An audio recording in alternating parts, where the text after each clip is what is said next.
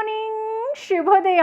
ಇವತ್ತಿನ ನುಡಿಮುತ್ತು ಏನಪ್ಪ ಅಂತ ಅಂದರೆ, ಭಗವಂತನ ಸೃಷ್ಟಿಯಲ್ಲಿ ಯಾವುದೂ ವ್ಯರ್ಥವಲ್ಲ, ಎಲ್ಲವುದು ಅತ್ಯಮೂಲ್ಯ ಅಂತ ಹೇಳ್ತಾ ಇದೆ ಇವತ್ತಿನ ಕತೆ. ಒಬ್ಬ ಹುಡುಗ ಇರ್ತಾನೆ.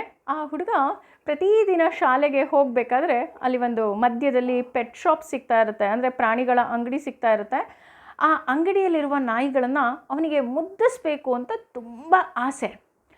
ಆದರೆ ಬೆಳಗ್ಗೆ ಹೊತ್ತು ನಮ್ಮೆಲ್ಲರಿಗೂ ಗೊತ್ತಿರೋ ಹಾಗೆ ಶಾಲೆಗೆ ಸಮಯ ಆಗ್ತಿರುತ್ತೆ. ಹಾಗಾಗಿ ಅವನು ಹೋಗ್ತಾ ಇರ್ತಾನೆ. ಒಂದು ದಿನ ಶಾಲೆಯಿಂದ ವಾಪಸ್ ಬರಬೇಕಾದ್ರೆ ಆ ಅಂಗಡಿಯ ಒಳಗೆ ಹೋಗ್ತಾನೆ ಧೈರ್ಯ ಮಾಡಿ. ಹೋಗಿ ಆ ಅಂಗಡಿಯ ಮಾಲೀಕನಿಗೆ ಸ್ವಲ್ಪ ದುಡ್ಡನ್ನು ಕೊಡ್ತಾನೆ. ನಾನು ಇಲ್ಲಿರುವ ನಾಯಿ ಮರಿಗಳ ಜೊತೆ ಸ್ವಲ್ಪ ಆಟ ಆಡ್ಬೋದಾ ಅಂತ. ಆಗ ಆ ಅಂಗಡಿ ಮಾಲೀಕ ನಕ್ಬಿಟ್ಟು ಹೇಳ್ತಾನೆ, ಕಂದ, ಇಲ್ಲಿ ನೀನು ಆಟ ಆಡೋ ಹಾಗಿದ್ರೆ ಏನೂ ದುಡ್ಡು ಕೊಡೋ ಅವಶ್ಯಕತೆ ಇಲ್ಲ. ನೀನು ಇದನ್ನು ತೊಗೊಂಡು ಹೋಗಿ ಸಾಕಬೇಕು ಅಂದಾಗ ಮಾತ್ರ ದುಡ್ಡು ಕೊಡಬೇಕು. ಹಾಗಾಗಿ ನೀನು ಬಂದು ಆಟ ಆಡಿಸ್ಕೋ, ನನಗೇನು ಬೇಜಾರಿಲ್ಲ, ನೀನು ಬಂದು ಆಟ ಆಡು ಅಂತ ಹೇಳ್ತಾನೆ. ಎಷ್ಟಿದೆ ಇಲ್ಲಿ ನಾಯಿಗಳಿಗೆಲ್ಲ ಬೆಲೆ ಅಂತ ಹೇಳಿದಾಗ, 2,000 ರೂಪಾಯಿ ಇದೆ ಪುಟ. ಹೌದಾ ಅಂತ ಆಟ ಆಡಿಸ್ತಾ ಇರ್ತಾನೆ. ಆಟ ಆಡಿಸ್ಬೇಕಾದ್ರೆ ಈ ನಾಯಿಗೆಷ್ಟು ಅಂತ ಎಲ್ಲ ತಮಾಷೆಗೆ ಕೇಳ್ತಾ ಇರ್ತಾನೆ. ಒಂದು ನಾಯಿ ಪಾಪ ಎದ್ದು ಓಡಾಡೋಕ್ಕೂ ಶಕ್ತಿ ಇರಲ್ಲ, ತೆವಳ್ತಾ ಇರುತ್ತೆ. ಆ ನಾಯಿ ಬೆಲೆ ಎಷ್ಟು ಅಂತ ಕೇಳ್ತಾನೆ. ಆಗ ಆ ಅಂಗಡಿ ಮಾಲೀಕ ಹೇಳ್ತಾನೆ, ಅದು ಏನಕ್ಕೆ ಪುಟ, ಅದು ವ್ಯರ್ಥ, ವೇಸ್ಟು, ಅದಕ್ಕೆ ಒಂದು ಕಾಲು ಸರಿ ಇಲ್ಲ, ಹಾಗಾಗಿ ಹೇಗೋ ಕೊಂಡ್ಕೊಂಡು ತೆವಳ್ಕೊಂಡು ಇದೆ.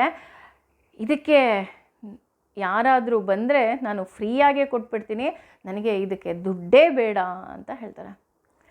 ಆ ಹುಡುಗಂಗೆ ಏನನ್ಸುತ್ತೋ ಏನೋ, ತಕ್ಷಣ ಓಡಿ ಹೋಗಿ ತನ್ನ ಹುಂಡಿಯನ್ನು ಒಡಿತಾನೆ.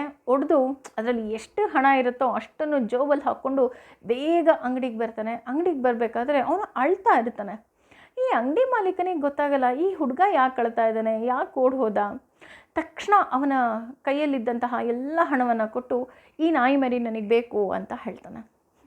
ಆಗ ಅಂಗಡಿ ಮಾಲೀಕ ಹೇಳ್ತಾನೆ, ಇಲ್ಲ ಪುಟ, ಇದು ನಿನಗೆ ಬೇಕಾದರೆ ಫ್ರೀಯಾಗೇ ತೊಗೊಂಡು ಹೋಗು, ಇದಕ್ಕೆ ಕಾಲು ಸರಿ ಇಲ್ಲ ಅಂತ ನಾನು ಹೇಳ್ತಾನೆ ಇದ್ದೀನಲ್ಲ, ಅದಕ್ಕೆಂಥ ಬೆಲೆ ಕಟ್ಟೋದು, ಅದು ವೇಸ್ಟು ಅಂತ ಹೇಳಿಬಿಡ್ತಾನೆ. ಆ ಹುಡುಗ ಇನ್ನೂ ಜೋರಾಗಿ ಅಳೋದಕ್ಕೆ ಶುರು ಮಾಡ್ತಾನೆ. ಇಲ್ಲ, ನೀವು ಆ ಮಾತು ಹೇಳಬಾರ್ದು ಅಂತ ಹೇಳ್ತಾನೆ. ಆ ಅಂಗಡಿ ಮಾಲೀಕ, ಯಾಕೆ, ಏನಾಯಿತು? ತಕ್ಷಣ ಆ ಹುಡುಗ ತನ್ನ ಪ್ಯಾಂಟನ್ನು ಎತ್ತಿ ತೋರಿಸ್ತಾನೆ. ಅವನ ಒಂದು ಕಾಲು ಅಂಗವಿಕಲನಾಗಿರ್ತಾನೆ. ಅಂದರೆ ರಾಡ್ಗಳ ಸಹಾಯದಿಂದ ಆ ಹುಡುಗ ಓಡಾಡ್ತಿರ್ತಾನೆ.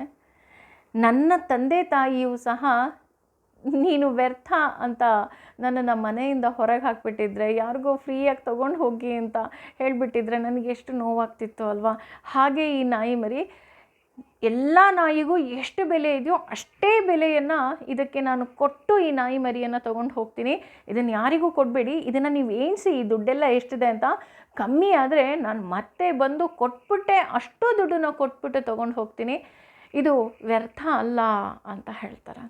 ಆ ಅಂಗಡಿ ಮಾಲೀಕನಿಗೆ ತುಂಬ ದುಃಖ ಆಗುತ್ತೆ. ಅಯ್ಯೋ, ನಾನು ಎಂಥ ಮಾತಾಡಿಬಿಟ್ಟೆ ಅಲ್ವಾ ಅಂತ. ಈ ಕಥೆಯಿಂದ ನಾವು 2 ವಿಚಾರವನ್ನು ತಿಳ್ಕೊಬೇಕಾಗತ್ತೆ.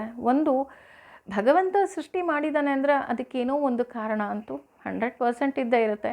ಇನ್ನೊಂದು, ನಾವು ಯಾವುದನ್ನು ವ್ಯರ್ಥ ಅಂತ ಹೇಳ್ತೀವೋ ಅದೇ ಒಂದು ದಿನ ಮಾಣಿಕ್ಯವಾದರೂ ಸಹ ಆಗಬಹುದು ಅಲ್ವಾ. ಯೋಚನೆ ಮಾಡಿ. ಹಾಗೆ ಪ್ರತಿಯೊಂದು ಜೀವಿಗೂ ಸಹ ಭಗವಂತ ಸೃಷ್ಟಿ ಮಾಡಿದ್ದಾನೆ ಅಂದರೆ ಅದಕ್ಕೆ ಅದರದ್ದೇ ಆದ ಕಾರಣ 100% ಇರುತ್ತೆ. ಸದಾ ಭಗವಂತನ ನಾಮಸ್ಮರಣೆ ಮಾಡಿ. ಭಗವಂತ ನಮ್ಮಿಂದ ಏನೇ ತಪ್ಪಾಗಿದ್ದರೂ ಕ್ಷಮಿಸಿ ನಮ್ಮ ಪಾಪಗಳನ್ನು ತೊಳೆದ್ಬಿಡು ತಂದೆ ಅಂತ ಭಗವಂತನಿಗೆ ಶರಣಾಗೋಣ. ಏನಂತೀರಾ? ಯೋಚನೆ ಮಾಡಿ. Thank you.